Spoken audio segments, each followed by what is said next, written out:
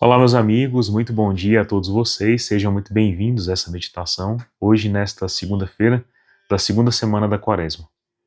Bom, nessa semana, dia de hoje principalmente, o nosso coração agora vai mergulhar um pouquinho na segunda obra que é importante para a nossa conversão. Semana passada a gente falou da primeira, que é abandonar os pecados, maus hábitos, vícios, né? Sair da morte do pecado e partir para a vida que nos é proposta em Cristo, nosso Senhor Jesus.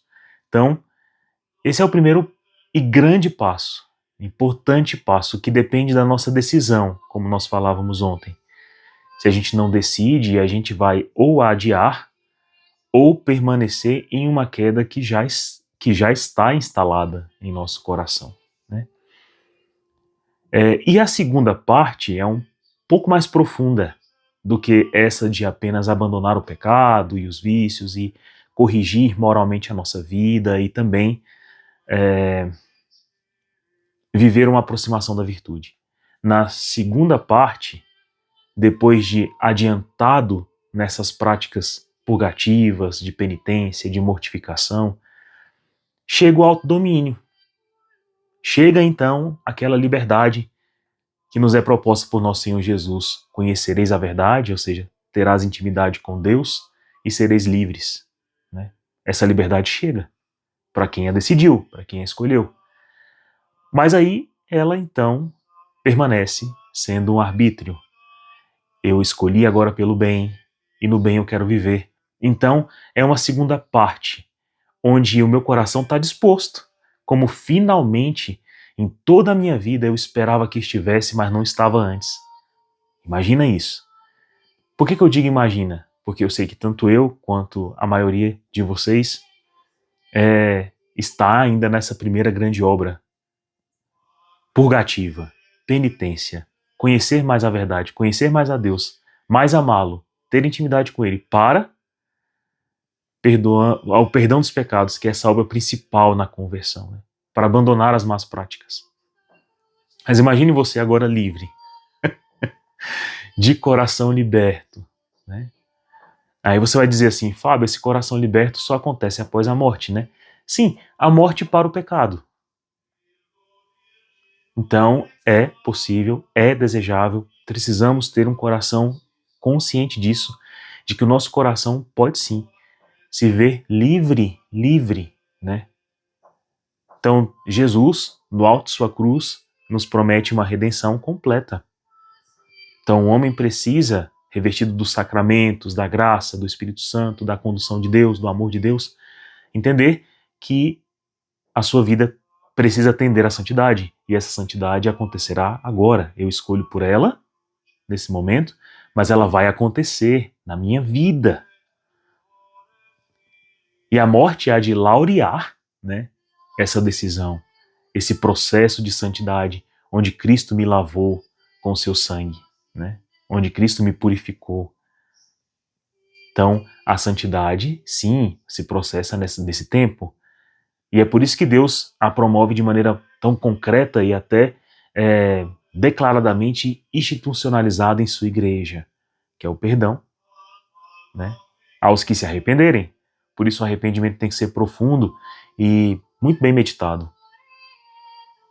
Perdão, a comunhão eucarística e também a vivência daquilo que penitencia, purga, purifica a nossa alma nessa terra. As orações, participação na missa, a participação das devoções, porque isso tudo nos reorienta nesse tempo, não nos fazendo necessitar do purgatório para dilatar a nossa alma para o amor que vem na eternidade, no reino dos céus.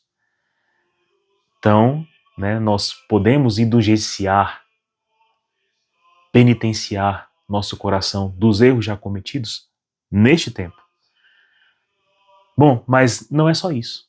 Uma vez livres, dotados dessa liberdade de volta na nossa mão, no nosso coração, com o coração disposto para realmente amar e não mais distraído em suas paixões e nos pecados, eu me uno a Deus e passo a ter com Ele uma união profunda mesmo, de alma, ou seja, a minha inteligência toda imersa em Deus, a minha vontade toda liberta em Deus e toda posta em Deus. Essa obra é belíssima, é o que a gente tem que buscar. E Jesus, quando fala, como no Evangelho de hoje, sede misericordiosos como meu Pai é misericordioso, ou sede perfeitos como meu Pai é perfeito, Jesus está falando sobre uma obra que Ele quer, que Ele deseja e que Ele pode realizar em nós. E aí o nosso coração... É difícil pregar isso até para cristão. O nosso coração precisa entender. É diante desta proposta tão grande, tão maravilhosa que Cristo faz a nós, que eu também, tomado pelo amor de Deus, que é importante nessa fase de união para com Ele, né? Como fogo que derrete as ligas metálicas e as faz unidas em um novo metal reluzente e brilhante e resistente, né? Então, como o fogo que solda, une, ele também purifica. O mesmo amor que nos purifica hoje, quando estamos ainda na fase purgativa da vida, é o amor que também vai fundir o nosso coração ao de Deus. Então, se hoje nós estamos vivendo essa primeira obra, né, que para Santa Teresa d'Ávila são as 4 primeiras moradas, para São João Clímaco os 3 primeiros degraus, para São João da Cruz as 2 primeiras etapas da idade da vida interior, né, as 2 primeiras conversões, ok? Essa primeira fase, que para Santa Teresa d'Ávila pode ser a mais longeva, a mais comprida possível, a depender justamente da vivência sacramental, do empenho, da força, da coragem, do heroísmo, ela também se processa nessa esperança de que concluiremos juntos essa jornada, eu aderindo a Deus e Deus realizando em mim essa obra de me purificar, de me santificar. No meio do caminho, muitas vezes eu vou cair, vou ter a tentação e vou cair, nela cair. Por isso que Deus nos ensina o tempo inteiro, não nos deixeis cair em tentação. Mas esse amor tem que me purificar a este ponto. Então, Jesus nos pede algo que é totalmente dependente dele, mas que é desejável e que muito cristão esquece, achando que bastará testemunhar ao mundo que temos a fé e, independente das obras, né, não passarmos por essas 2 principais, fase purgativa, fase unitiva. E pode ser que eu esteja falando aqui com pessoas que estão adiantadas, ou seja, que já não cometem mais pecados mortais, ou ainda mais avançadas ainda, que já não cometem pecados veniais consentidos apenas acidentalmente. Pode ser. Graças ao bom Deus, se assim for, uma alma santa assim.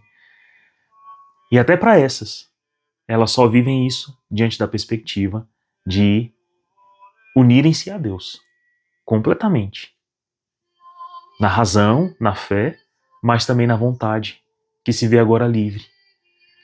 Então é diante dessa perspectiva que hoje as leituras do Evangelho nos trazem essa esperança, que vai nos lançar para esse tipo de vida convertida. Peçamos ao Espírito Santo, então, que nessa manhã essa palavra nos encoraje. Ela está escrita em Lucas 6, versículos de 36 a 38, e diz bem assim, ó: naquele tempo disse Jesus aos discípulos: sede misericordiosos, como meu Pai é misericordioso. Não julgueis e não sereis julgados, não condeneis e não sereis condenados, perdoai e sereis perdoados. Dai e vos será dado. Uma boa medida, calcada, sacudida, transbordante, será colocada no vosso colo. Porque com a mesma medida com que medirdes os outros, vós também sereis medidos. Existem 2 maneiras da gente entender a graça dessa leitura. Uma é superficial ou inicial, primária, e a segunda é aquela adiantada, profunda, né? E é por isso que Jesus começa a leitura falando sobre a profunda. Sede como o meu Pai.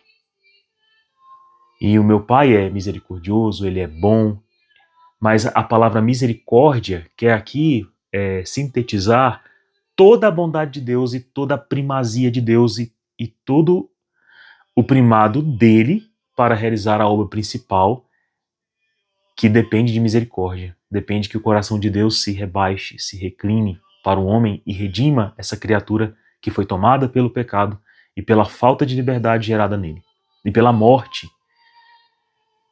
que ameaça o tempo inteiro a nossa vida neste tempo. Então, uma das maneiras superficiais de interpretar, ou inicial de interpretar essa leitura, é com relação a uma pergunta simples que eu faria a mim mesmo e faço a vocês. O que eu espero de Deus no nosso relacionamento? O que eu realmente espero? E a gente vai ter que se deparar com a resposta de que muitas vezes o que eu espero de Deus, de maneira às vezes imediata ali, nesse tempo tão corrompido, tão doloroso, tão cheio de provação, tão cheio de devaneios das pessoas, dos homens e mulheres, é que eu espere que nessa vida, essa breve vida terrena, que teve hora para começar e terá hora para acabar, eu espero saúde, beleza, alimento, proteção, carinho, afeto, consideração. Eu espero alegria, júbilo, força, coragem, trabalho. Bebida e comida, já falei? Pois é, a gente espera isso também. A gente espera condição digna de viver essa vida. E para viver essa vida, eu vou precisar dessas coisas que eu falei para vocês. Então a gente espera isso do nosso Pai, que Ele provenha, assim como Ele proveu a nossa vida, que Ele provenha essas coisas que tornam a vida digna, possível, agradável, né? Vai me dizer que a gente muitas vezes não espera de Deus bem aí, e a gente nem quer, muitas vezes, adentrar para coisas mais profundas que Deus também espera de nós. Então a gente espera ter filho, a gente espera casar, a gente espera realizar uma vocação, mas essa vocação geralmente é para esse tempo, sabe? A gente vislumbra isso, o que eu visto, o que eu bebo, o que eu como. E Jesus falou, não vos preocupeis com o que comer, os pardais não ceifam, nem colhem, mas não lhes falta o pão de cada dia. Não vos preocupeis com o vestir, os lírios do campo não tecem nem fiam, e ainda assim nunca se viu vestimenta mais bonita do que aquele orvalho que os faz amanhecer na graça, né? Nem o rei mais supremo veste um tecido tão magnífico. Então, vosso Pai, que sabe que é bom, saberá dar coisas boas ao seu tempo a quem o serve.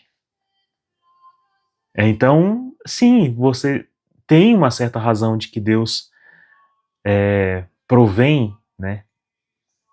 Tanto que Jesus fala, andai de 2 a 2, não levei mochila, nem sacola, nem dinheiro extra, né? Mas vocês merecem o salário de vocês, ou seja, merecem o sustento. Então, Deus provê essas coisas também. Por isso, aí se entende, né? Não julgueis, porque a gente não espera a condenação que já paira sobre nós por causa do pecado. E aí não serão julgados. Não condeneis, também não serão condenados. Perdoai, aí fica um pouco mais forte. Porque a gente está falando sobre o perdão que muitas vezes a gente tem imediatamente ali, né? Perdão de uma contravenção, uma ofensa, um roubo, um machucado, uma ignorada, alguma coisa que nós tivemos, uma dívida. Perdoeis e serão perdoados. Então, e dai, e vos será dado. Ou seja, dai o vosso tempo, você receberá tempo. Dai o vosso perdão, será perdoado. Dai o de comer, você será alimentado. Dai o de beber, você será saciado. Dai proteção, você será protegido, né? Então a gente pensa de uma maneira assim superficial. Porque o nosso relacionamento com Deus muitas vezes é superficial, é circunstancial. Prende-se a esta vida, a este tempo, a este contexto. Mas, ok, a palavra atende a esse propósito também. Também. Lembre-se que Deus até fala de uma maneira muito clara que um copo d'água que você der a um servo dele por causa disso, por ele ser servo de Deus, não será esquecido. O bem que você faz ao teu pai será lembrado na tua morte. O bem que você faz à tua mãe te encherá de honra, né? Nenhum homem há de tratar mal sua esposa, porque Cristo trata a igreja como nós devemos tratar a esposa. Então, existe correspondência para essa interpretação, ok, tem problema nenhum.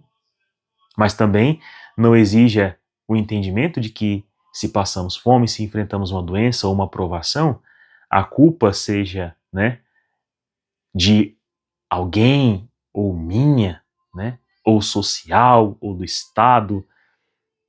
Somos pecadores. Por causa do pecado existe a dor, a doença, a morte, a limitação. Tá aí o problema.